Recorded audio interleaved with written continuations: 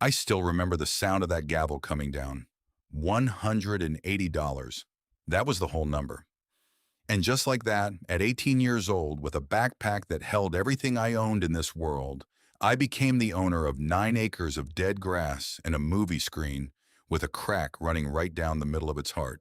The whole room laughed, not cruel exactly, more like the kind of laugh grown folks make when a child says she's going to be an astronaut. Soft, a little sad. The auctioneer looked at me over the top of his glasses like he was trying to decide whether to keep going or send me home. He asked me twice if I was sure. I said yes both times. My voice didn't shake, and I was proud of that. Everything else about me was shaking. A woman near the door said it loud enough for the whole room to hear. Lord, that poor girl.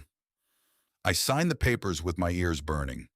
The clerk who counted my money out counted it twice. She wouldn't look at me. She slid the deed across the counter like it might be catching. And then she leaned in real quiet and told me something I didn't understand at the time. There's folks who tried to get that land cheap for years, honey. Rules about tax sales kept them out. If anybody comes around acting friendly about it later on, you remember, they had their chance. I walked out of that county building into a Montana wind that smelled like snow, even though it was April. I had $8 left in my pocket. A dog I hadn't met yet. A key to nothing because there was no key, just a padlock code scribbled on the back of a receipt. And for the first time in my entire life, I had a place that no one could ever tell me to leave. But before I tell you what I found inside that screen, I have to back up. Because none of the rest makes any sense until you know how a girl like me ended up in a place like Copper Hollow, Montana, with $300 to her name and a Polaroid that had been folded into my pocket for as long as I could remember what a pocket was. My name is Wren Callahan. I was born in the middle of a bad winter to a mother who did the best she could for as long as she could, and when that wasn't long enough, she left me the only thing she had to leave, a photograph. She died when I was 3 years old. I don't remember her voice. I don't remember her hands. I don't remember what her hair smelled like or whether she sang to me at night. I only remember that photograph because I looked at it every single day for 15 years. It was a Polaroid faded almost to nothing. A little girl up on a young woman's shoulders, both of them laughing at something off to the side. Behind them, a movie screen the size of a barn lit up white against a purple sky. And running across the top of that screen in the kind of letters you see on old marquees, one single word: Starlight. The little girl was me. The woman was my mother. And that photograph was the only proof I had that I had ever been happy and that someone had once held me up to the light on purpose. There was never a father in the picture. Not on any form, not in any file, not in any story the caseworker could find. When they went looking for family, they came back with empty hands. Nobody claimed me. That's the word they use. Claimed. I learned that word before I learned my multiplication tables. And I went through 5 foster homes in 12 years, and not one family, not a single one, ever decided I was the one they wanted to keep. On my 18th birthday, a woman with a clipboard handed me a black trash bag with my clothes in it and wished me luck like she meant it. That was the whole inheritance. There was no house waiting, no car in a parking lot, no arms opening up to say welcome home. Just a bus schedule and a check for $400 from the state and the door of the group home closing behind me for the last time. I worked for 6 months. I bagged ground beef at a packing plant in Billings, and my hands never really stopped smelling like the plastic gloves. I slept in a women's shelter when there was a bed, and in the back of a bus station when there wasn't. I washed up in gas station bathrooms with the little pink soap. I kept my money rolled up in a sock at the bottom of my backpack where nobody would think to look. And by the time April came around, I had $280 and a decision that everyone I told thought was foolish. I was going to find the place in the photograph. I had pieced it together slowly over years, in the way a person pieces anything together when she's got almost nothing to work with. The land in the background was flat and high and dry. The plate on a truck in the corner of the picture gave me a state. A librarian in Butte helped me search old business listings for a drive-in by that name, and there had only ever been one, out on the eastern edge of Montana. In a town called Copper Hollow, where the sky did most of the talking, and the nearest stoplight was 40 miles in any direction. So I went. The Greyhound dropped me off on a Tuesday afternoon in the middle of Main Street with $11 in my pocket, a sunburn from waiting at a rest stop, and a hunger that had stopped being polite about it. The town was smaller than I'd pictured. A hardware store with hand-painted letters on the window, a closed pharmacy, a feed store with sacks stacked out front, and on the corner with a bell over the door, and a hand-lettered sign that said, Odessa's Kitchen, a diner that smelled like coffee and bacon and something sweet in the oven. I pushed the door open, the bell rang, and a woman behind the counter looked up at me.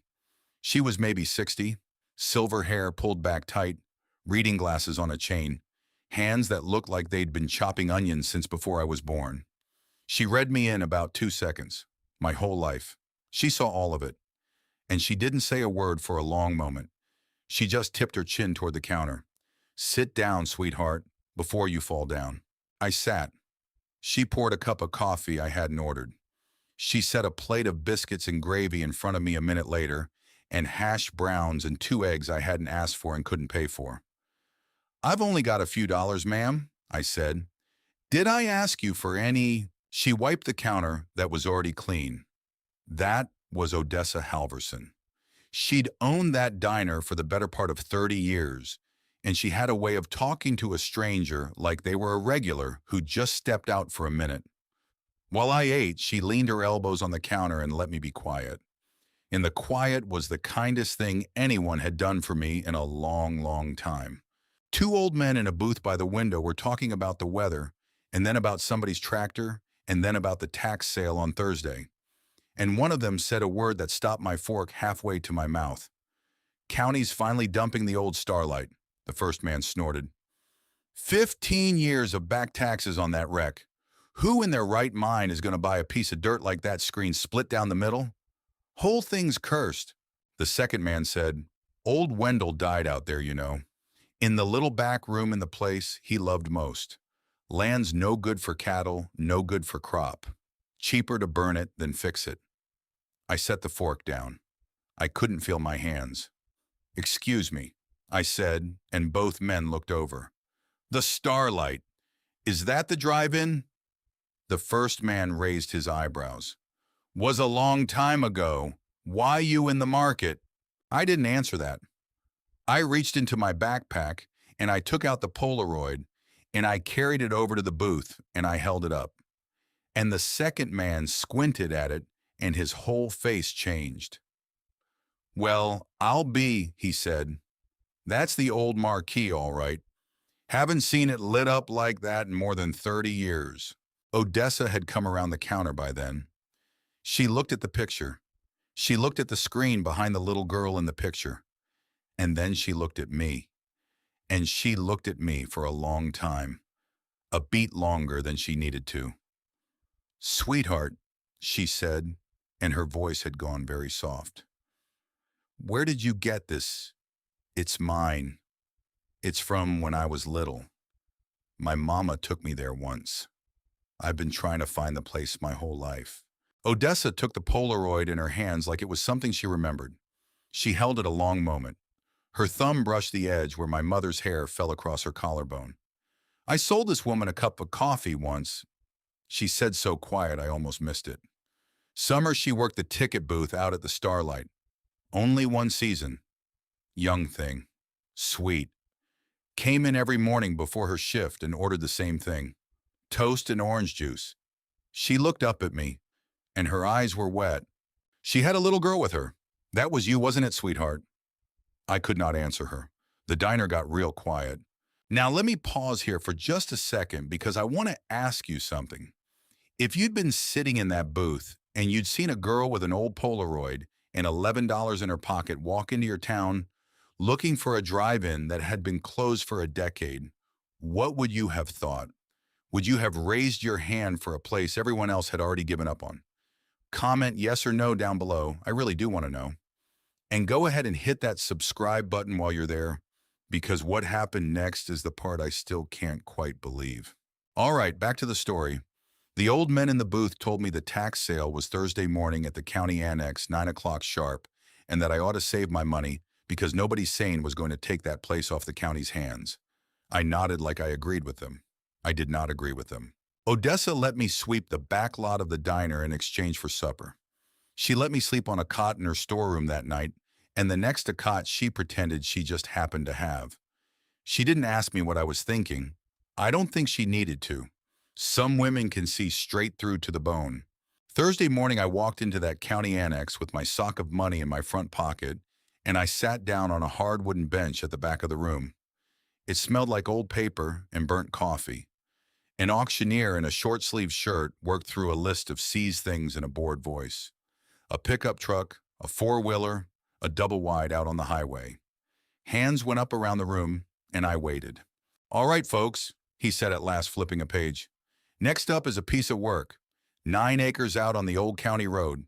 Used to be the Starlight Drive-In Theater. One screen structure, a concession building, a projection booth. Condition listed as poor. And folks, that's the county being polite." A few people laughed. "Tax delinquent going back 15 years. Owners deceased. No heirs came forward. Sold as is. Where is? County makes no promises whatsoever." He looked out over his glasses. "Opening bid, $150. Anybody." The silence that followed was not like the other silences. The earlier ones had been people deciding whether to bid.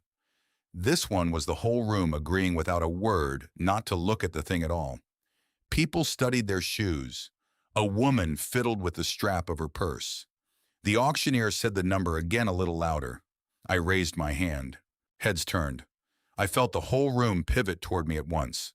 I heard a man near the front let out a low whistle. And the auctioneer. God bless him, he leaned toward me and dropped his voice. "Young lady," he said, "you know what you're bidding on." "Yes, sir." "There's no power out there. The well's been dry 10 years. You sure?" "I'm sure." "I've got 150 from the young lady in the back. Do I hear 175? Nobody breathed. 180. Anybody going once? Going twice? He waited longer than he had to. Gave me a chance to come to my senses. Sold 9 acres and the old Starlight to the young lady in the back for $180. His hammer struck the block, and the room let out its breath all at once and turned into noise. Somebody laughed.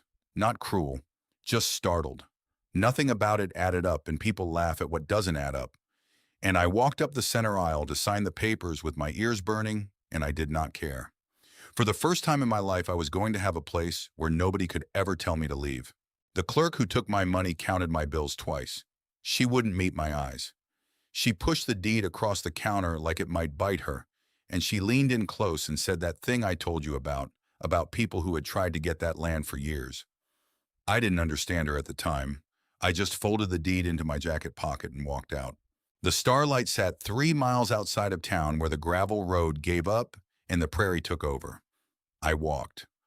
Odessa had tried to drive me, but I wanted to see it the same way my mother must have seen it the first time she brought me. In the golden light of late afternoon on foot with the wind at my back. And then I came around a bend. And there it was. The screen rose up out of the weeds like the wall of a fortress some forgotten army had left behind. It must have stood 60 feet tall. White paint gone gray. A long, jagged crack running down through the middle where the years had split it. Below it, a field of dead grass spread out in low, humped rows where the cars used to park, and rusted speaker poles stood in ranks down the lanes. Each one with its little metal speaker still hanging like fruit nobody picked. At the back of the lot squatted a low cinder block building, the snack bar, its windows boarded its sign, hanging by one chain. And behind it, a taller box up on stilts. The projection booth. I stood at the gate for a long time.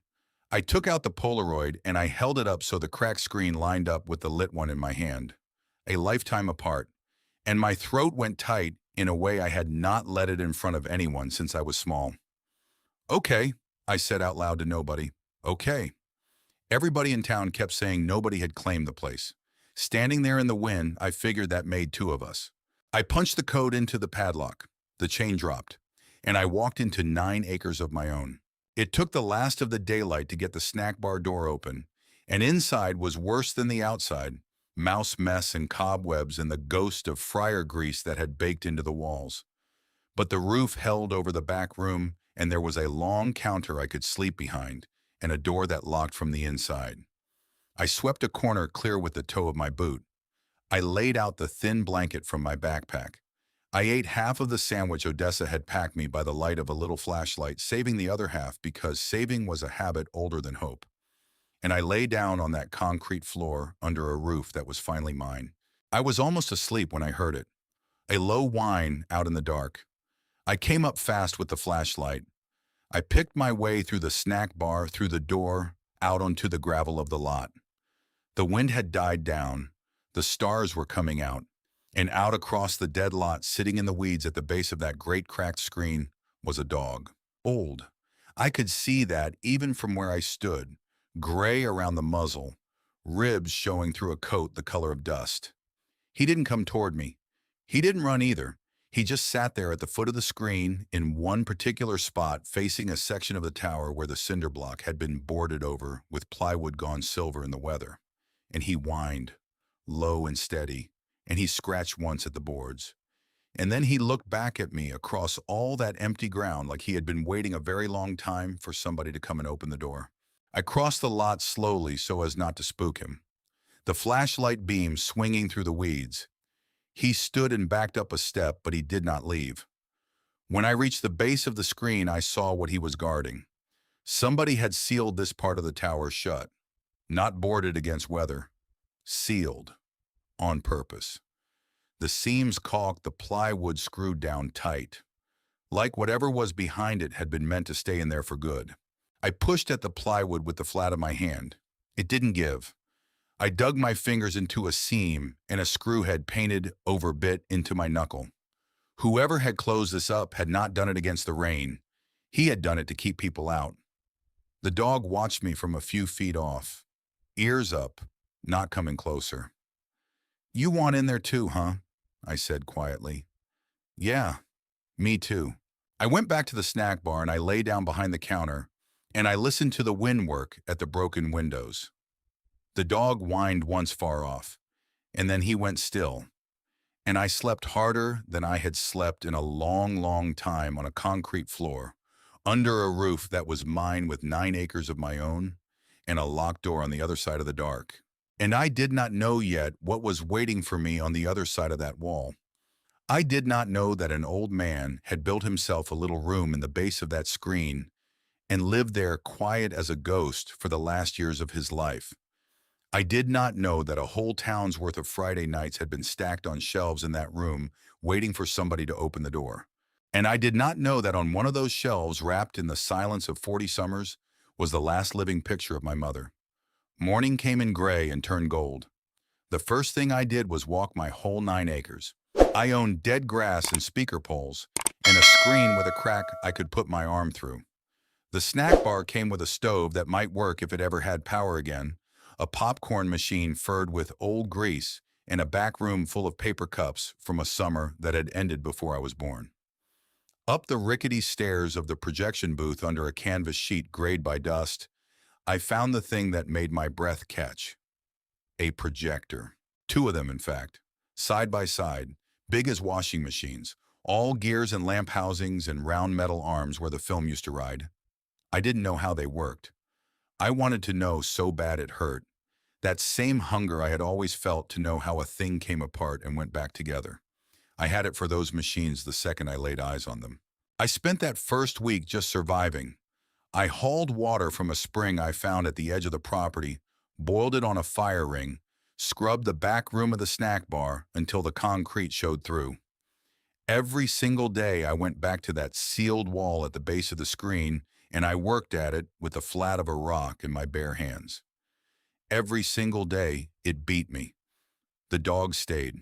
He wouldn't take food from my fingers, but he ate what I left on a hubcap. By the 4th day, he slept in the doorway of the snack bar. By the 5th, he let me scratch his ears without flinching. And I felt that small trust land in me heavier than it had any right to. I named him Cassidy. Odessa drove out at the end of the week in a little hatchback, loaded up with a camp stove and a case of bottled water, and a box of canned goods, and God bless her, a bag of dog kibble. She sat down on the snack bar steps like she'd been coming out here every day of her life. "People are talking, sweetheart," she said, handing me a thermos of coffee, "about the squatter kid who bought the cursed lot. I'm not squatting. I've got a deed. I know that. I told him that." Cassidy came to the edge of the gravel and stood looking at her. Odessa looked at him. Her whole face changed. "Well, I'll be," she said softly. "That's Wendell's dog. That's gotta be." She crouched down and held out one hand palm up. Cassidy didn't come, but he didn't run. He had one just that color. Used to ride in the truck bed with his nose in the wind. Poor thing's been out here the whole time, waiting on a man who isn't coming back. That word again, waiting. 2 days after that, I heard a diesel rattle coming up the grade. I stepped out of the snack bar into the noon light, and a faded blue pickup rolled through the gate and stopped. A man got out slowly, easing himself down like his knees had opinions about it. He was old, maybe 70, 72, dark skin, white stubble, a feed cap gone soft with age. He stood by his truck for a long moment, and he looked up at the screen. And I understood the way you sometimes just understand a thing, that he wasn't seeing what was in front of him. He was seeing what it used to be. "You the one bought it," he said. "Yes, sir." "For $180? "Yes, sir." He shook his head. There was no meanness in it. "Heard it at the feed store, and I didn't believe it. Had to come see for myself." He finally looked at me instead of the screen. "Name's Elias Warren. I ran the picture here. 31 seasons. Every summer for 31 years until the night we locked the gate. Fix old clocks in town now. Gears is gears, sweetheart. Same as a projector, same as a wristwatch, same as a heart if you get down to it." He didn't come inside for coffee. He didn't want to. He walked out into the middle of the lot with his hand on the nearest speaker pole, the chrome long gone to rust. And he told me about Wendell McCabe. Wendell had built this place with his wife Marigold back when there wasn't a paved road for 30 miles. Marigold was the one who had named it. She'd come down out of Alaska as a young bride, and she had missed the northern lights something fierce. Told her husband she couldn't sleep right without a sky that put on a show. So Wendell had told her all right, "I'll build you a sky that never goes all the way dark." And he had. Every summer night for the better part of his life he had. "What happened to it?" I asked. Elias worked his jaw for a long moment. "What happens to everything, sweetheart? Marigold got sick. Took 2 winters to take her. And Wendell sat right up in that booth with me on the bad nights because he couldn't stand the quiet of the house. Then she was gone, and the world stopped coming." He took his cap off and turned it in his hands.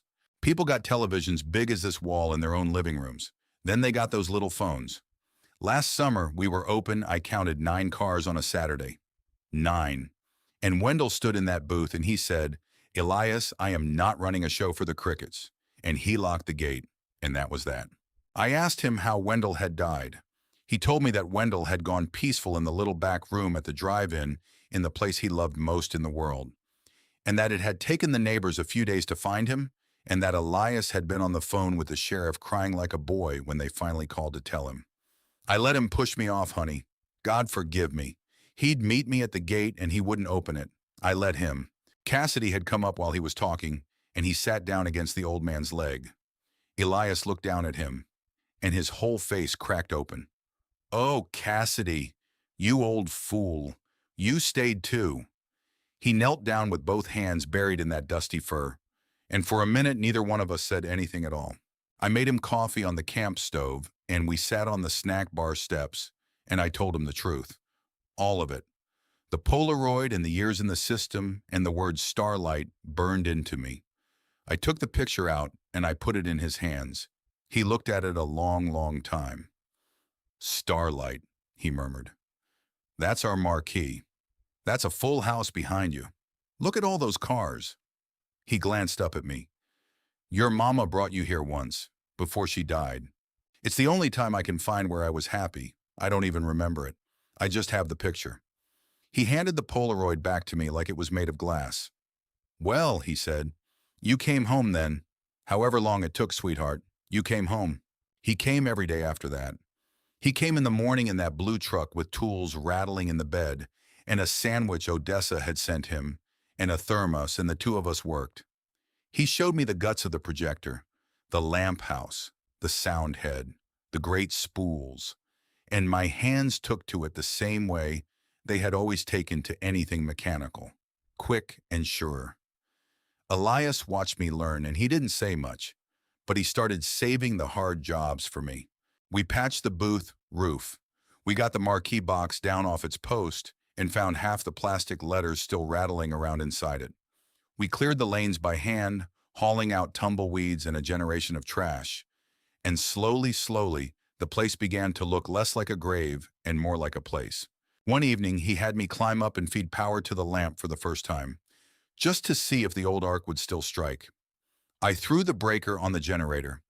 The rod sputtered and caught, and a hard white light punched out of the booth window and threw a pale rectangle onto the gray screen for the first time in 10 years. It wasn't a picture. It was only light. But I walked out into the middle of the lot, and I stood under it, and I couldn't say a word. Elias came down the booth stairs slow and stood beside me. "There she is," he said quietly. "First light. Wendell used to call it that. Said a screen wasn't a screen till you put first light on it for the season. He'd stand right about here every spring and watch it come up blank like that. And Marigold would bring him a coffee, and the two of them wouldn't say a thing. They'd just look at it." He shook his head. "You don't keep a thing 40 seasons unless it's holding you up about as much as you're holding it, honey." We shut it down before it burned too much fuel, but I carried that pale rectangle of light around inside my chest for days after. Now let me pause here for just a second, because you've been with me through a lot already, and I want to say thank you. If Wren's story is finding you tonight, would you do me a small kindness and hit that subscribe button? It costs you nothing, and it helps me keep telling these kinds of stories.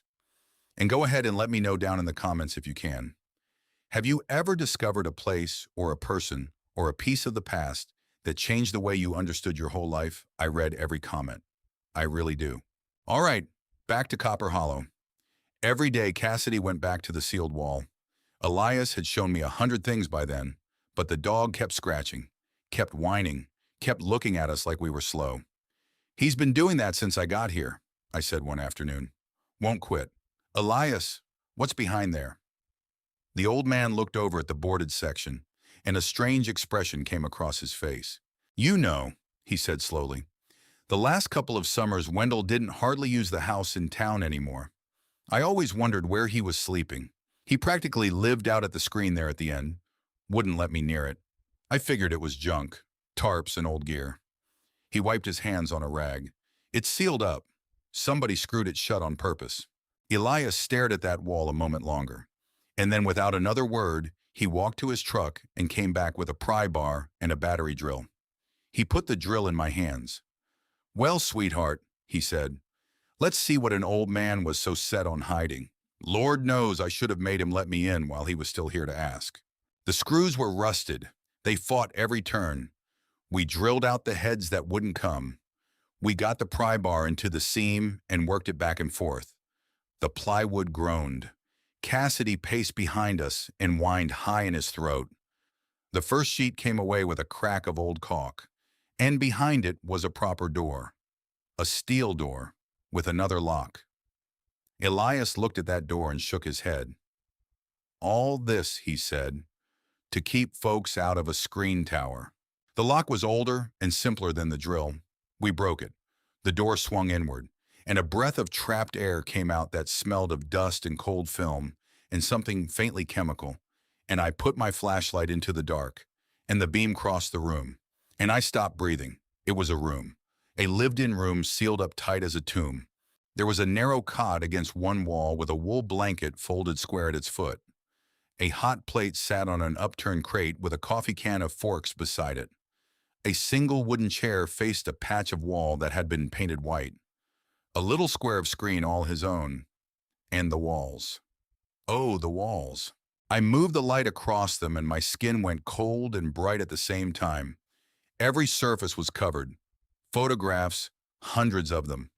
Curling at the edges, tacked up in rows. Cars in the lanes with their parking lights glowing. Families on blankets.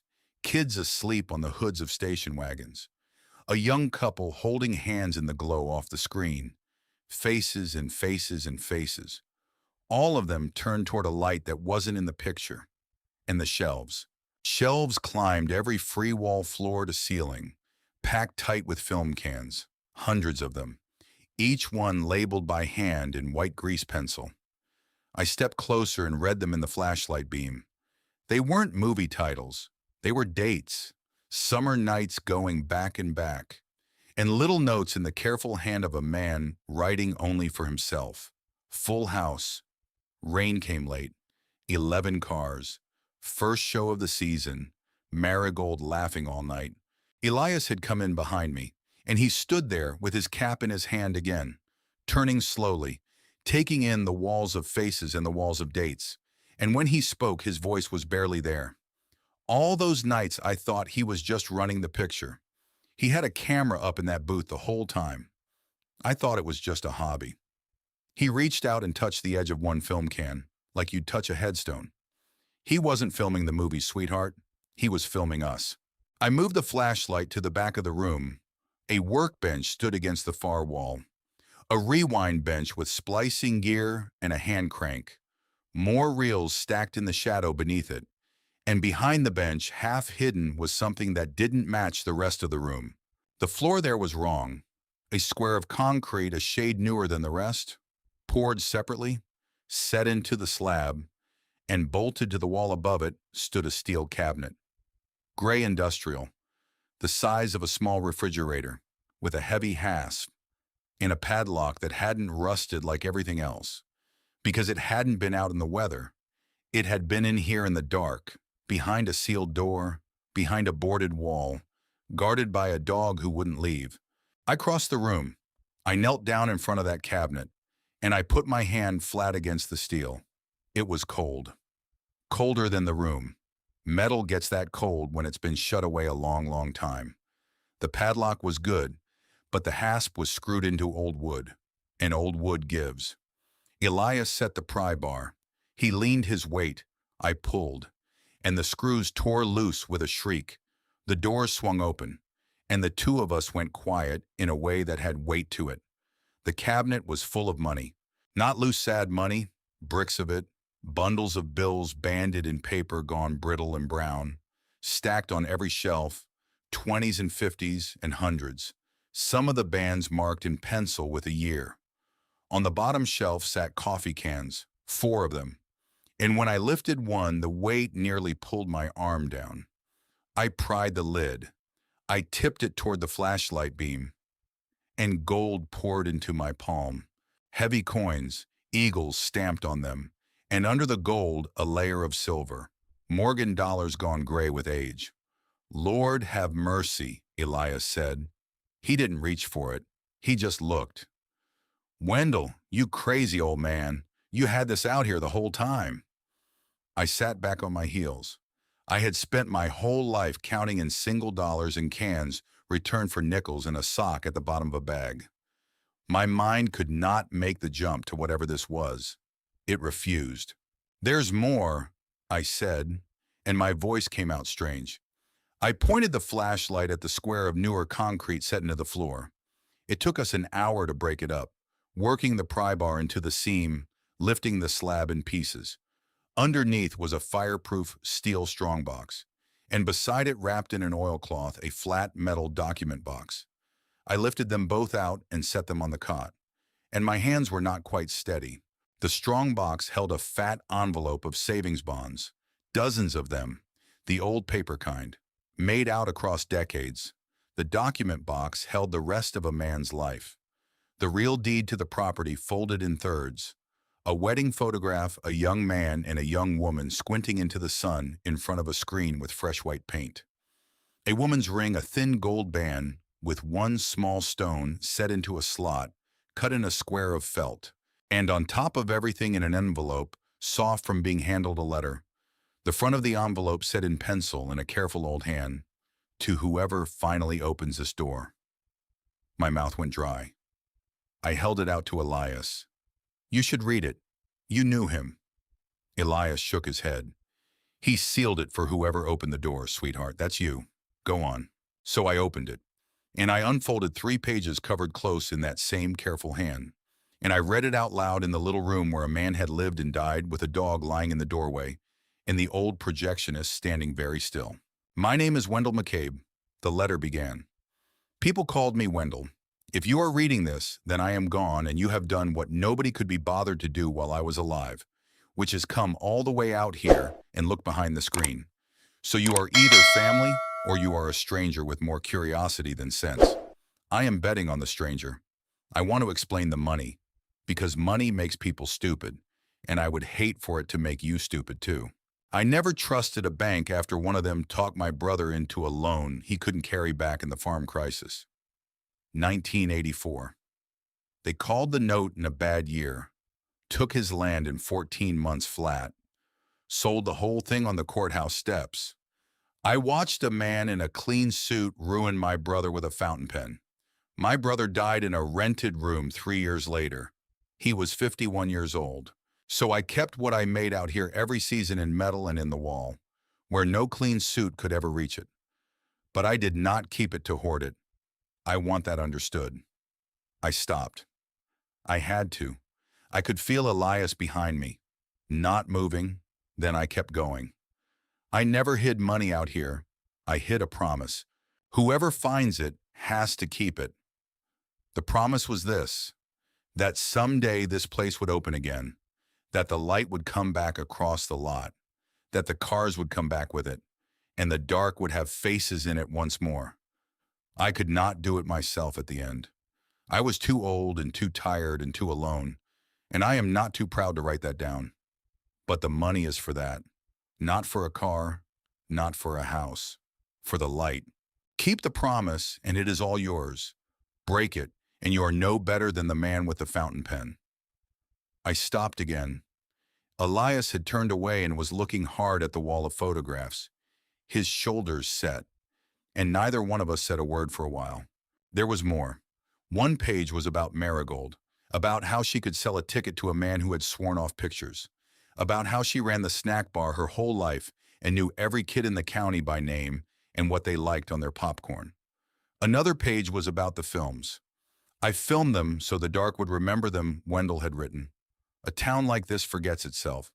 People move away and pass on, and the young ones never know there was a whole world here on a Friday night. So I kept it. Every summer I could. It is all up on the shelves.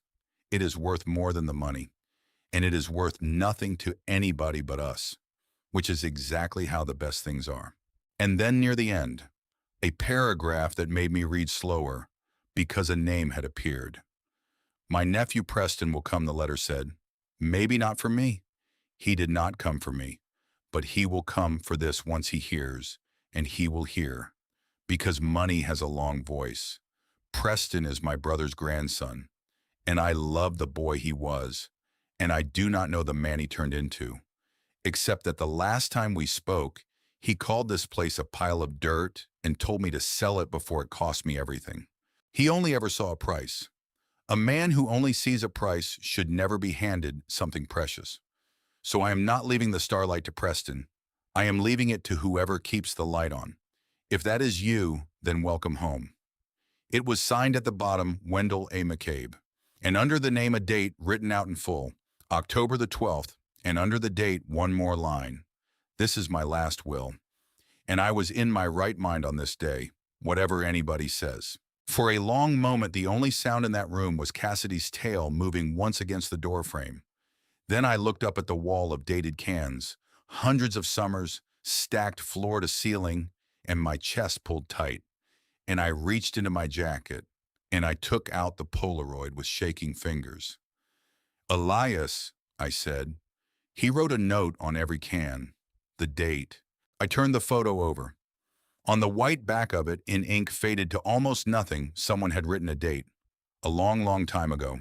The summer I was 2 years old. The summer my mother was still alive. If he had filmed every night, if he had kept them all. The old man understood before I finished. He crossed to the shelves and he ran a stained finger along the rows, reading dates, muttering months to himself, while I held the flashlight in my breath. It took him a few minutes, then he stopped. and his hand came to rest on a single can, and he lifted it down. And he read the label twice to be sure. Full house, he read, his voice unsteady. Hot night, gave out a lot of pictures. He looked at me. Wendell used to walk the lane some nights with the Polaroid camera, handed pictures out to folks, kept one for the wall. His voice was very small. He gave your mama that picture, sweetheart. The one you carried your whole life. He took it. I could not speak. There was a small projector in the room, on a stand, pointed at the painted white square of wall where the old man must have watched his own life back on the bad nights. Elias's hands knew the work, even shaking. He threaded the film. He clicked off the flashlight. And in the dark, he found the switch. The little machine clattered to life, and a square of light jumped onto the wall, and the past came back. It was grainy. It was silver, and it was alive. Cars sat in the lanes with their parking lights glowing. Kids ran between bumpers. A summer crowd. A whole vanished evening. People on lawn chairs and blankets. Everyone young. Everyone here. The camera moved down a lane close to the cars, catching faces that turned and smiled and waved at the man behind the lens. And then it found them. A young woman laughing, with a little girl up on her shoulders. She had her hands locked around the little girl's ankles, and she was saying something to the camera. Her face open, her face bright, her face so alive it hurt to look at. And the little girl on her shoulders was laughing down at her, with both hands buried in her mother's hair. The film had no sound. It didn't need any. I watched my mother laugh. I watched her mouth shape words I would never hear. I watched myself, 2 years old, and held up to the light on purpose. And I made a sound I had never made in front of another human being in my whole life. I pressed the heels of my hands hard against my eyes, and my shoulders shook. And Elias put one heavy hand on the back of my neck, and he held on. And the film ran out and flapped on the reel, and the white square went bare and blinding, and still neither one of us moved. My mother's face, moving. I had owned one still frame of my whole happiness, and the man who had left a fortune behind a sealed wall had also on a hot night long ago handed a tired young woman a photograph of the one good thing. And then he had kept the moving picture of it safe, in the dark, for a girl he would never meet to find. If you have made it this far into Wren's story, I want to ask you to do something for me. Take just a second and hit that subscribe button, because what comes next is the part I have been waiting to tell you, the part that made me believe this whole story was worth telling in the first place. And let me know in the comments if you can, if you have ever in your whole life found something you didn't know you were looking for. All right, here we go. We watched it 3 more times before the bulb got too hot. Then we sat on the snack bar steps in the real dark, with Cassidy between us, and we didn't talk for a long while. Is there more of her? I finally asked. On the other reels, could there be? Could be. He filmed most nights one summer to the next. If she brought you back even once, sweetheart, she's up on that wall somewhere. We'll find her. We've got all the time in the world and all the film in the county. We'll go through every can, if it takes us all winter. I nodded. I couldn't get a word past the thing in my throat. All my life, my mother had been one Polaroid and a feeling I was afraid to trust. Now she was somewhere in hundreds of cans on a shelf, laughing, moving, alive, waiting in the dark to be found again. Thank you, I managed, for threading it, for all of it.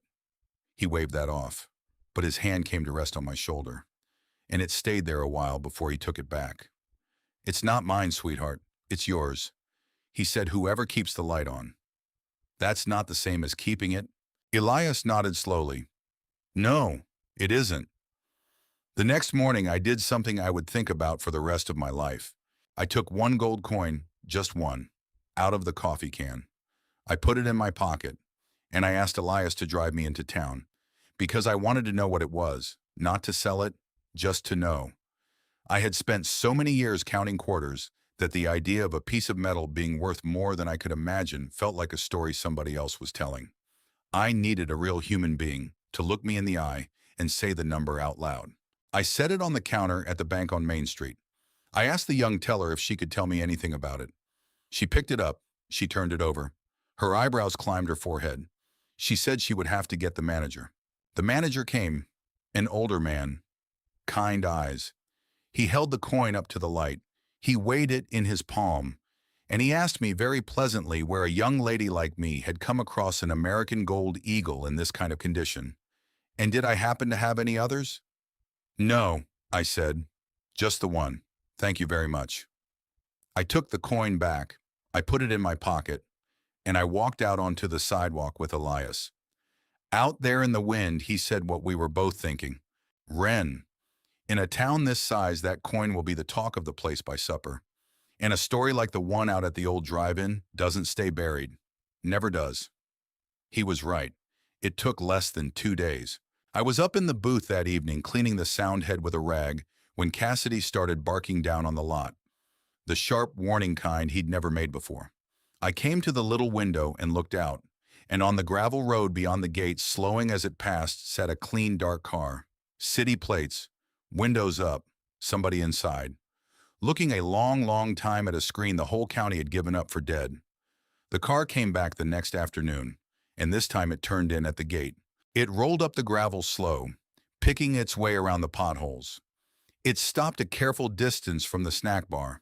2 men got out. The first was tall, in a good gray coat, too warm for the weather, soft hands, tired eyes. The second carried a leather folder and the patient look of a man who charged by the hour. Cassidy came off the steps stiff-legged, a growl rolling low in his chest. I put a hand on his collar. Easy, I said to the dog, to myself. The tall man stopped. He looked at the screen, at the cleared lanes, at the marquee box back up on its post with half its letters in. A flicker crossed his face, and he put it away fast. You'd be the girl who bought it, he said. Yes. Preston Thorne McCabe. I practice real estate law down in Denver. Wendell was my great-uncle. He said the name like it cost him something. This is my attorney. We're here about my uncle's estate. He didn't have an estate. He had back taxes. The county sold the place. I've got the deed. The land, yes, that's settled. Preston's eyes went to the screen tower, to the sealed wall that wasn't sealed anymore, the plywood leaning off to the side. We're not here about the land. We're here about what was inside it. So he already knew.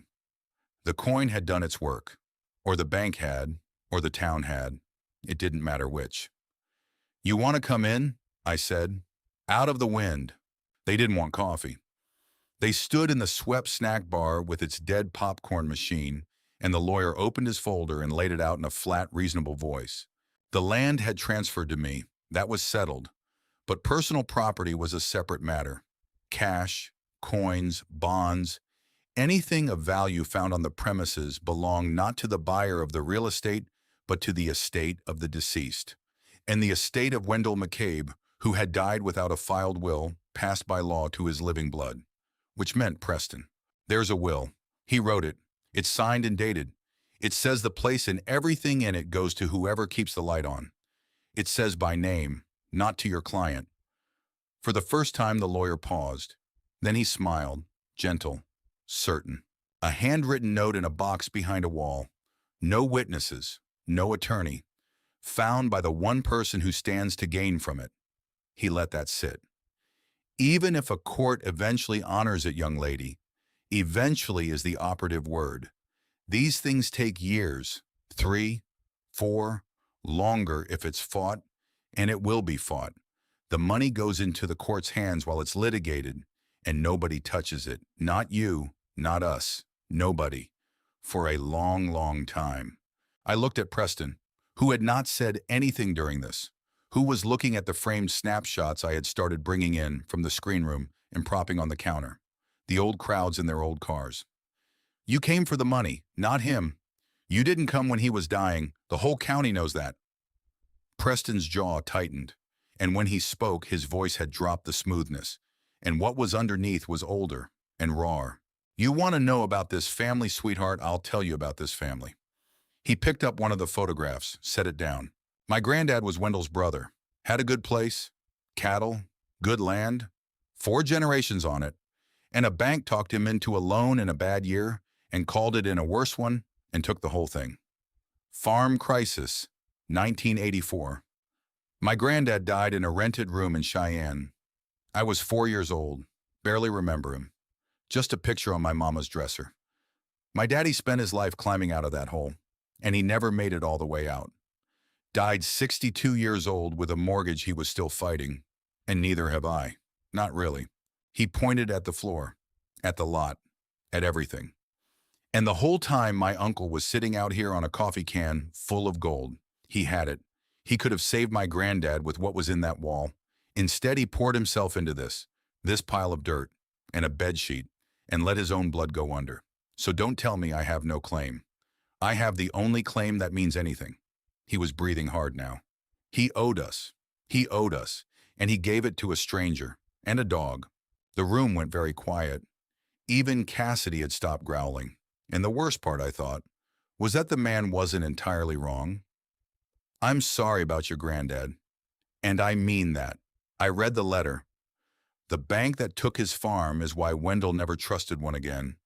It's why the money was in the wall instead of somewhere it could help anybody. The same thing that broke your family broke him, too. He just broke quieter. Preston's face worked. For a second, his tired eyes shone. And then he shut it down and turned to the window. The lawyer slid a single sheet across the counter. My client is prepared to be generous. You sign over any claim to the personal property and the contents. You keep the land, and you walk away with this. He tapped a figure near the bottom. Today, no years in court, no risk. A fresh start for a young woman who could clearly use one. I looked at the number. It was more money than I had ever expected to hold in my life. It was a truck and an apartment, and a year of not being afraid. It was the one thing I had wanted since I was old enough to want anything, which was the plain, simple knowledge that tomorrow was already paid for. I need to think. Of course. The lawyer closed his folder. Don't think too long. Generosity has a shelf life. They drove off in the clean, dark car, and I stood in the doorway with my hand in Cassidy's fur, and I watched the dust settle back down over the road. Now let me pause here for one more second, because I want you to actually stop what you're doing for just a moment. Close your eyes if you're able, and I want you to picture yourself in my shoes. 18 years old, $8 to your name a month ago, 9 acres of your own, and a wall full of ghosts, and a man in a good gray coat holding a check that would pay off every worry you had ever had. What would you have done? Would you take the check and the fresh start and never have to be afraid again? Or would you keep an old man's promise and take on a fight you weren't sure you could win? Tell me down in the comments. Type your honest answer. Take or keep. I want to know. And when you're done, come back and I will tell you what I did. Odessa brought a lawyer out the next morning. A woman she knew who did legal aid across 2 counties and who owed Odessa a favor from some old kindness neither one of them would explain. She walked the screen room with a flashlight and a still face, and she read Wendell's letter twice. And when she came out, she sat down on the snack bar steps and she gave it to me straight. The land is yours, Wren, free and clear. Nothing they can do about that. The letter is real, and in this state a handwritten will in the deceased's own hand signed and dated can stand. I have seen them hold. She paused. But that man wasn't bluffing about the years. If the nephew contests, that money sits frozen while it grinds through the court. And grinding through a court costs money you don't have. Against a man who does, you could win in the end and be too broke and too old to care. How much is in there? Do you know yet? She looked at me. Rough count, with the gold at market and the bonds, and the cash that's still good, north of $380,000. Elias, leaning on the rail, let out a low whistle. Odessa sat down hard on the step. So I take the check, I sign it over, I get my fresh start. He sells the land off to whatever company's been sniffing around. They knock the screen down for a truck stop or a solar field, and that's the end of it. I turned the gold coin over in my fingers. It was a habit I had picked up. I couldn't stop doing it. Tomorrow's paid for. I never have to be scared again. Nobody answered. They let me hear myself say it. I looked out at the lot, at the speaker poles in their crooked ranks, at the great cracked screen catching the morning sun. I thought about a hot night I couldn't remember, and a young woman holding me up to the light. and a tired old man walking the lanes with a camera so the dark would keep our faces. The word I had learned before my multiplication tables came back to me then. The word that had marked my whole life. Claimed. I'm not signing. Wendell. The bank offered him easy money his whole life, and he sealed his behind a wall because some promises don't have a price you can write on a line. I closed my hand around the coin. I'm not going to sign. I'm going to do the thing he asked. I'm going to put the light back on. Odessa's eyes had gone bright. On what, honey? That money's frozen the second that man files. You'll be reopening on nothing. Not nothing, Elias said. He had straightened up off the rail, and there was a straightness in the old man's posture that had not been there in a long time. She's got me. She's got a working projector and a screen we can patch, and a lifetime of me knowing how to run a show. He looked at Odessa. And she's got you, and that diner, and every soul in this county who ever sat out here on a Friday night and forgot how hard their week had been. We can't bankroll a drive-in, Elias. We don't bankroll it. We open it. One night. One. Folks bring their own chairs. You run the snack bar off the diner's fryer on a generator. The girl and I fix what has to be fixed with our hands. We don't touch a dollar of Wendell's money. We put the light on out of nothing but people, and we let this whole county see the place alive again. The way it ought to be remembered. He nodded once to himself. Then let that nephew try to tell a packed lot it ought to be a parking pad. It moved fast after that. Small places are slow to decide, and quick once they have. Odessa put the word out from behind her counter, and the word did what the coin had done. Except this time it carried something better than money. It carried memory. An old man showed up in a rusted pickup with a generator he swore still ran. A woman who'd had her first kiss in lane 6 drove out with 4 cans of white paint balanced on the passenger seat. Teenagers who had never once seen the place lit came out to pull weeds because the girl 2 grades up was doing it. A man from the hardware store dropped off 2 boxes of light bulbs and would not take a dime. A date got set, 3 Saturdays out, painted in fresh white letters across the bottom of the marquee where the whole road could read it. One night only. The starlight returns. Word of it reached people who had moved away. A man called Odessa's diner from 3 states off, having seen a picture of the marquee that somebody's grandchild had put on the internet. And he asked her if it was true, if the old place was really opening, even for one night. He had proposed to his wife in lane 4 in the summer of 1978, he said, and she was gone now, and he wanted to come stand in that spot one more time. Odessa wrote his name on a list by the register. By the end of the week, the list had 40 names on it, then 60, people driving in from all over, to stand under a screen they had each quietly never stopped carrying around. Still think we're opening on nothing? Elias asked her. Odessa didn't answer him. She just kept adding names. Preston's answer came through his lawyer in a certified envelope. A formal notice that the estate's claim to the personal property would be contested in full, and that any attempt to remove, spend, or dispose of the contents would be met with the force of the court. And a line at the end which the lawyer surely wrote, but which I heard in the tall man's raw voice. My client intends to be present on the date advertised to protect his interest. He's coming to shut us down, Odessa said, reading it over my shoulder. Let him come. The night before the reopening, after the others had gone home to sleep, I sat alone on the snack bar steps with Cassidy's head heavy on my knee. And the shelves of film cans glowed faintly in the lantern light through the open screen room door. Hundreds of summers. A whole town the dark had kept. I had planned to show a movie. Elias had found an old Western in the booth. Scratched but whole. And that had been the plan. Give the people a picture. Like Wendell used to. But I kept looking at the cans, at the dates, at all those faces turned toward a light, waiting in the silver dark to be remembered. And I thought about Preston, standing in the snack bar with a photograph in his soft hands, putting the feeling away fast before it could show. I got up, I went into the screen room, and I started reading labels, pulling cans, building a stack, working back through the summers by the lantern light, hunting for the oldest ones. From the years before, the boy who had grown into the tall man in the gray coat had ever learned to see a price. I did not sleep that night. I did not want to. By Saturday evening, the gravel road out to the Starlight had cars on it. More cars than most of the county could remember for longer than they could count. They came in pickups and minivans and a restored convertible somebody had been saving for an occasion. They came with lawn chairs and coolers and kids in pajamas already, because their grandparents had told them how it used to be done. The lot I had bought for $180 filled up lane by lane. Headlights swinging across the weeds Elias and I had cleared by hand, and the little metal speakers crackled to life on poles a girl had sanded down one at a time.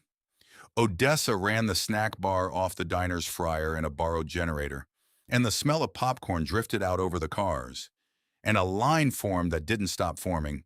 High on the tower, the marquee was lit. Every letter in, "The Starlight Returns," and the screen itself stood patched and painted, the long crack filled and sanded and gone white again. 60 feet of it catching the last of the daylight, waiting on the dark. I stood at the foot of it, and I could not entirely believe what I was seeing. Cassidy leaned against my leg. Elias came down from the booth wiping his hands, and the old man's face had a shine to it I had not seen before. "Full house," he said quietly, looking out at the lanes. "First one in a long time." He cleared his throat. "Wendell would have liked to see it. He's seeing it. We're about to make sure of that." The clean dark car came up the road near the end, when the lot was nearly full, and it had to park down by the gate because there was nowhere else. Preston got out in his gray coat, with the lawyer beside him, and the two of them stood at the back of all those cars, looking at a thing that was supposed to be dead, and was instead more alive than anything for 100 miles. The lawyer had his leather folder under his arm.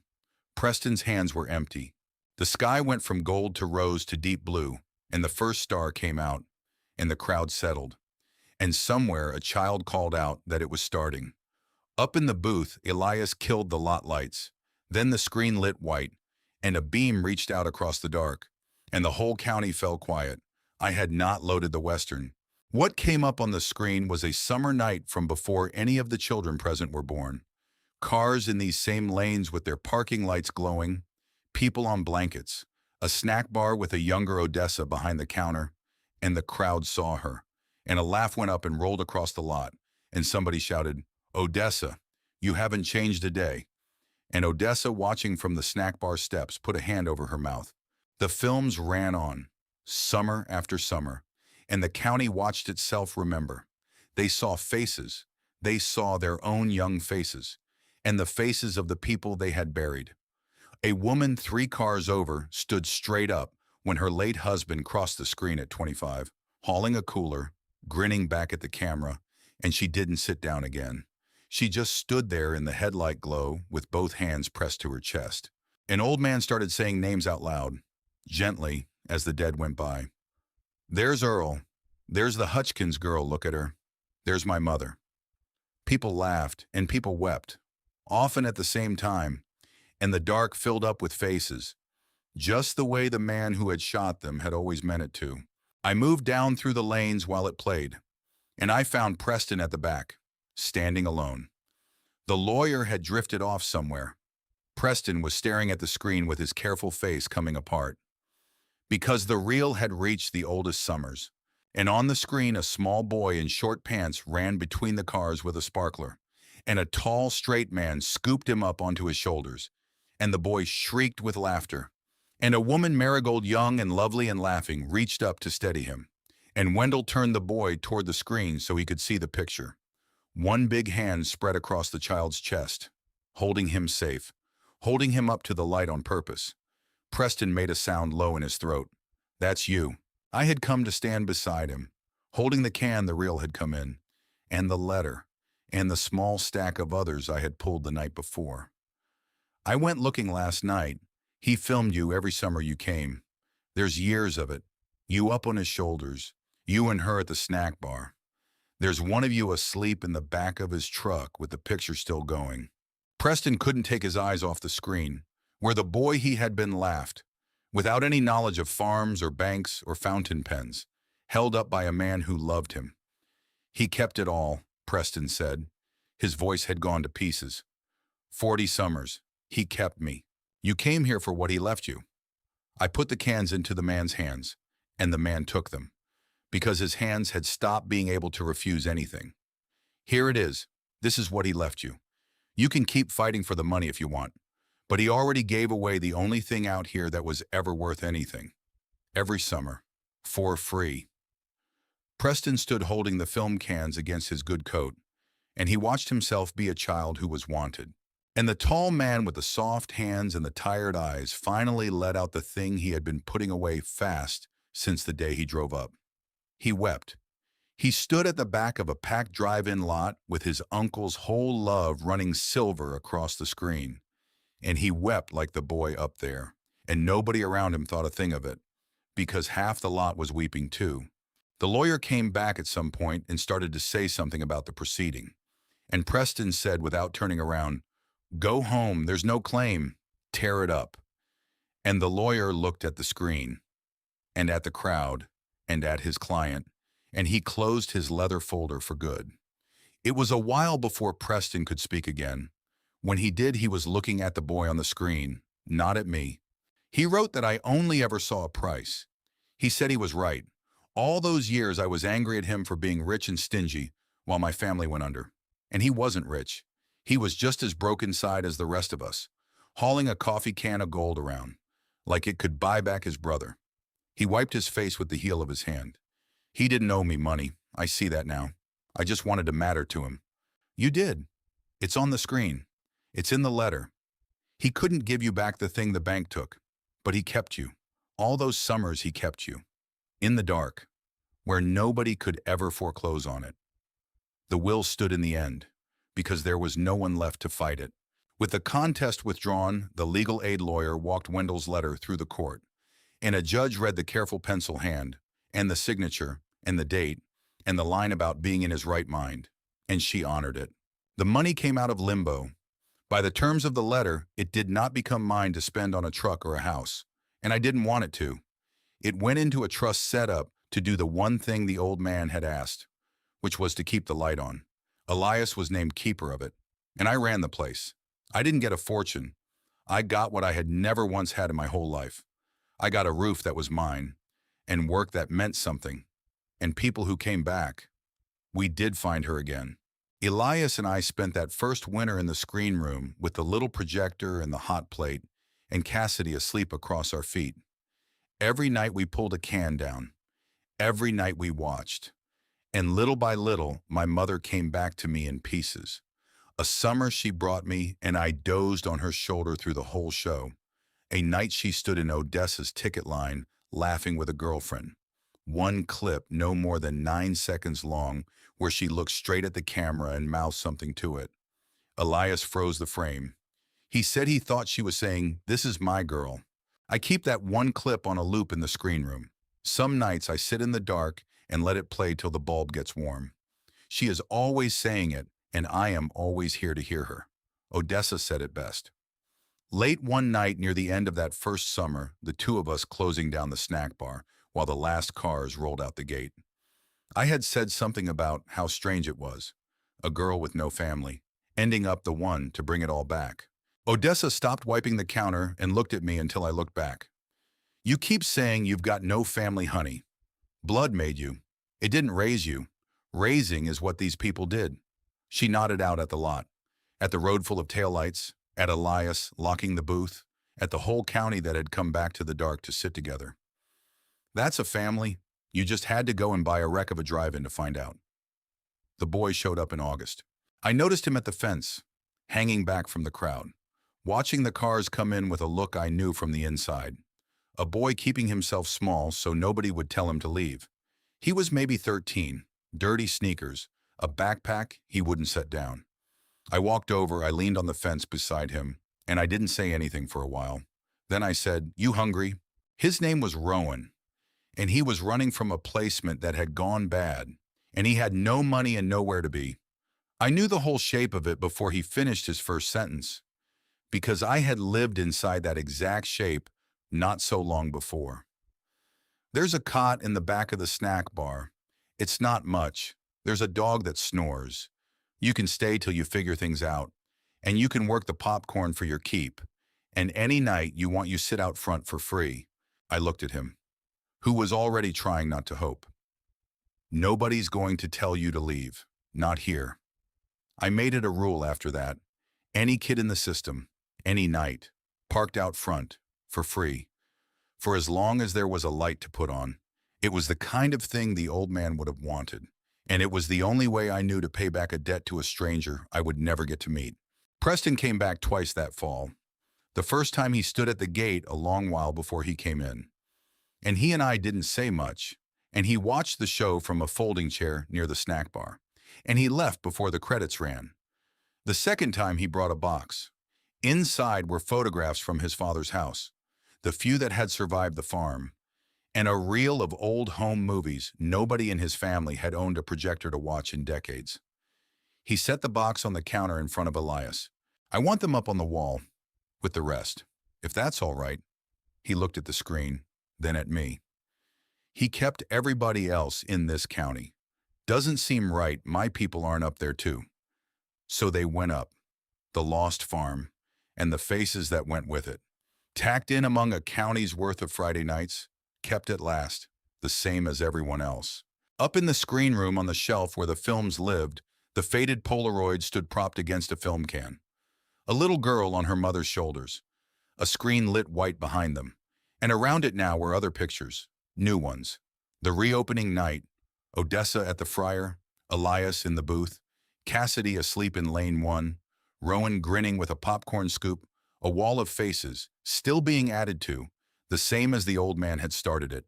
For years, everyone had said nobody claimed the Starlight. The girl who bought it for $180 had figured that made 2 of us. The wreck, and the kid, the 2 unclaimed things at the end of a gravel road. We had ended up claiming each other, and then the whole county had come out of the dark to claim us both. People still ask me about the fortune behind the screen. The cash and the gold and the famous money no relative ever took. I tell them they have the story a little wrong. A fortune wasn't what I found behind that screen. It turned out to be whether anybody was still parked out front when the light came on. And on a clear night when the show is running, and the snack bar is busy, and the dog lies asleep at my feet, I stand in the booth beside Elias.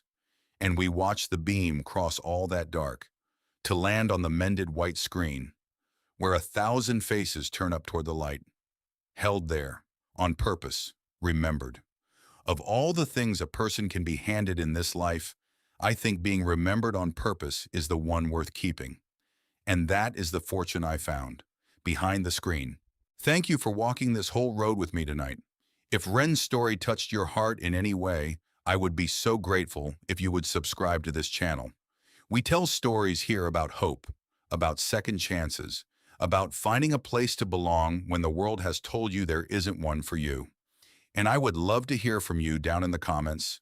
Have you ever found a family in the most unexpected place? Have you ever discovered that the people who chose to love you meant more than blood ever could? Your story might be the one that gives somebody else hope tonight. Share it if you feel led. I read every single one, and I will see you in the next story.